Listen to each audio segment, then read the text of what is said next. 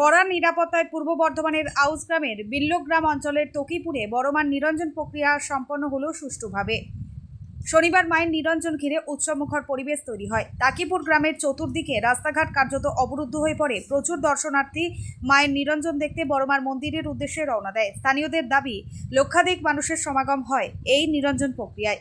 তবে আগে থেকেই সচেতন ছিল আউস গ্রামের ঘুষকরা ফাঁড়ির পুলিশ। কোনো রূপ অপ্রীতিকর ঘটনা এড়াতে বিভিন্ন রাস্তায় মোতায়েন করা হয় বিশাল পুলিশ বাহিনী।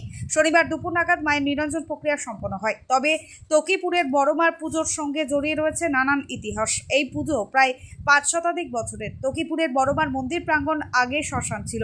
কথিত আছে, আগে ডাকাতরা মা কালীর পুজো করতেন, পরে তা বন্ধ হয়ে যায়। মা কালীর মূর্তি দীর্ঘদিন ধরে অবহেলিত অবস্থায় পড়েছিল। পরে স্বপ্নাদেশ পেয়ে ঘোড়া, হাতি, ঢাকি নিয়ে জাঁকজমকভাবে পুজো শুরু করেন বর্ধমানের রাজা বিজয়চাঁদ মহতাব। বর্তমানে পুজোর দায়িত্বভার সরকার পরিবারের হাতে। পূর্বপুরুষ ধরে তারা চালাচ্ছেন এই মা কালীর পুজো। জানা গেছে, তকিপুরের বড়মা খুবই জাগ্রত। দূর দূরান্তের ভক্তরা পুজোর সময় মায়ের দর্শন পেতে মন্দিরে হাজির হন।